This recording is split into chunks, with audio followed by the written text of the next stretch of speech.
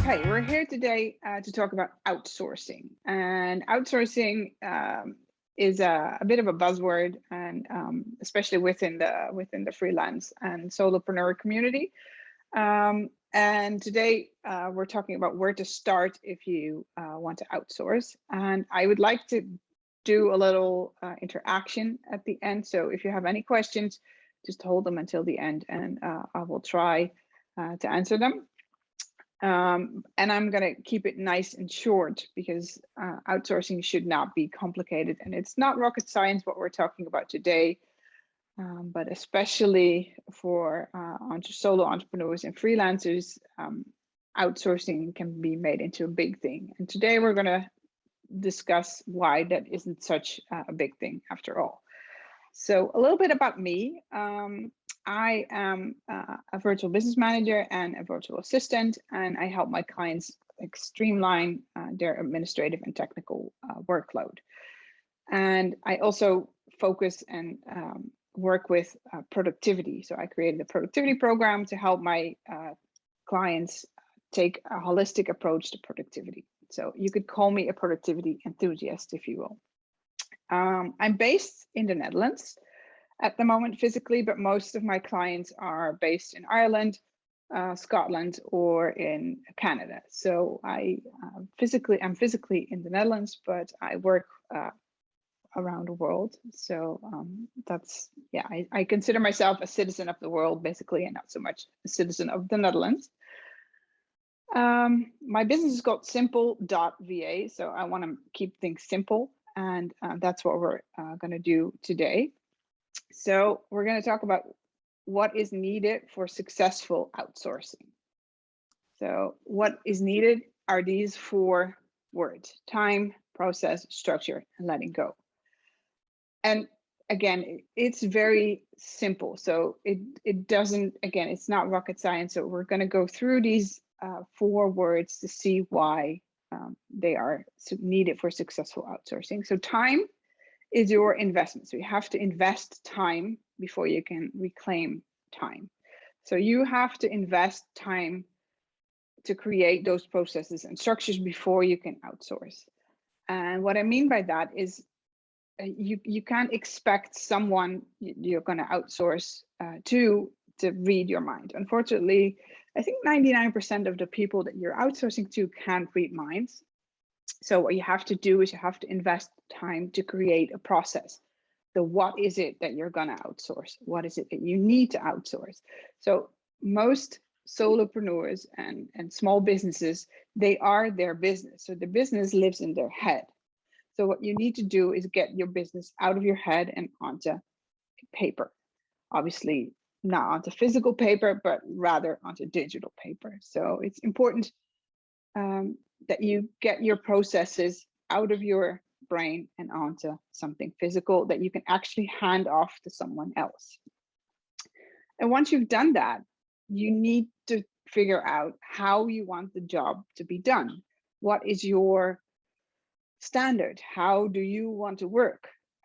How do you like to get feedback? How do you want to check in with someone? And again, someone you're outsourcing to can't read your mind. So what's important is that you have to have some sort of structure in place that the person that you're outsourcing to can fall back on. So they can look and see, okay, this is what I need to do, and this is how the person that is giving me this job wants the job to be done.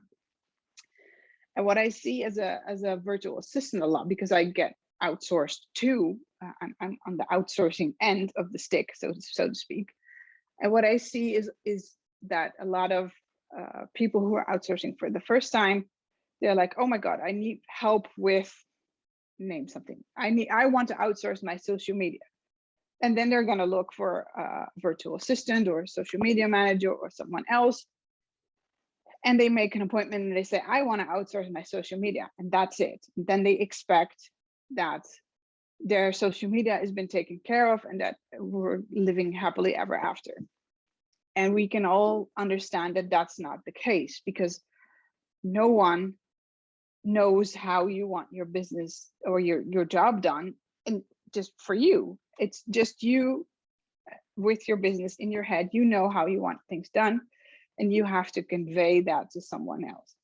Now, you can talk to someone and say, okay, I like my social media, and I like a pink social media post, and I like it with sparkles and whatnot. But that's not a process and not a structure, because my interpretation of pink and sparkles might be something different than your interpretation. So that's why it's important to invest time to write down your process. So what is it that you're willing to outsource, and how do you want the job done? So what is your interpretation of pink and sparkles? And then probably the most important part is letting go, separating yourself from a job. Because you're a solopreneur, you are your business. So it can be very hard to let go and give the responsibility to someone else. But if you think about it, you've become self-employed or freelancer for a reason. You don't want anyone looking over your shoulder. So instead of being like a bad boss who hovers over the person you're outsourcing to, let go and trust that you've made the choice in choosing someone, because you've done the work. So you've invested your time, you've created a process, and you have the structure. Now just let go and trust that someone is actually doing a good job. So it's important to trust, but it's also important to ask for help. So some practical tips: start before you're overwhelmed and before you're in urgent need of help. I know this is a bit of an open door, but it is the most useful practical tip I can give. So start thinking about outsourcing before you actually need it. It can be very hard to take the time to actually write out your processes if you're in over your head and you're already struggling and you actually urgently need help. So think before you get into that situation. And while you're investing that time, make a list of tasks you would like to outsource. So for instance, if you hate social media, then that's a good thing to outsource, and potentially find a social media manager or a VA or whoever to actually hand that sort of work off to. But it's good to figure out how you actually instruct. So what you could do is you could take a simple task, for instance, create an Instagram post and write out all the steps that you usually take to create that Instagram post. Then give it off to a friend or a partner or whoever, at least someone who doesn't work with you, and ask, based on these steps, do you know what to do? And they'll probably give feedback that they have no freaking clue what to do. So it's good to learn about that. And again, think about how you want the work done. So before you're over your head, think about and write down how you want to work with someone. What is your standard? How do you like to communicate? And how do you give feedback, or would you like to receive feedback? And how often do you want people to check in with you? And this will help you with finding the right person to work with you.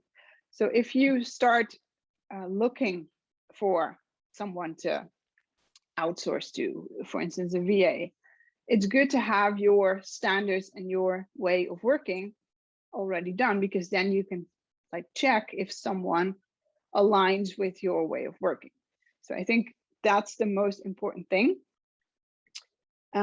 is just to make sure that you at least try to find the right person for the job. And the only way you can have some sort of measure is that you've thought about, what is it actually that I need, and who is it that I need? And I find a lot with my clients is that they think they need one thing or one person, but they end up needing something completely different. So for me as a virtual business manager, it's my job to help my clients find the right person. And sometimes that's me, but sometimes that's someone else. So think about how you want to work and what your standards are. And before you start like putting Facebook posts, I'm looking for a virtual assistant, or I'm looking for this or a social media manager, ask for referrals. You have probably a network. This freelancing business.be is a great network. So ask people for referrals, the people that you've met, the people that you haven't met, but just within the networks that you are, ask for referrals. So check in with your network and ask, does anybody know a copywriter, or does anybody know whoever? That's really helpful because then you have some background information about what it is that they actually do, if it's a nice person to work with, if they're reliable. That's so much easier than finding a person on Fiverr or on whatever job search networks there are. So that's definitely something I would recommend. And again, if you don't know where to start, ask for help. Try to find a person, for instance, a virtual business manager, an online business manager, someone who has experience with creating these types of structures to help you with this. And I know it's an investment, but hiring or outsourcing to the wrong person is so expensive, and you don't want to do it over and over and over again until you finally found the right person. So it can be actually cheaper to ask for help, to learn how to find the right person and to outsource. And it's not complicated, but it takes time. So to go back to the 4 words: time, process, structure, letting go, you have to invest time to claim back your time. You have to create your processes, you have to create your structures, and then let go and hand it off to someone else. So this is, in short, how outsourcing works from my perspective. And if you want to connect with me, you can do so on LinkedIn or on Instagram.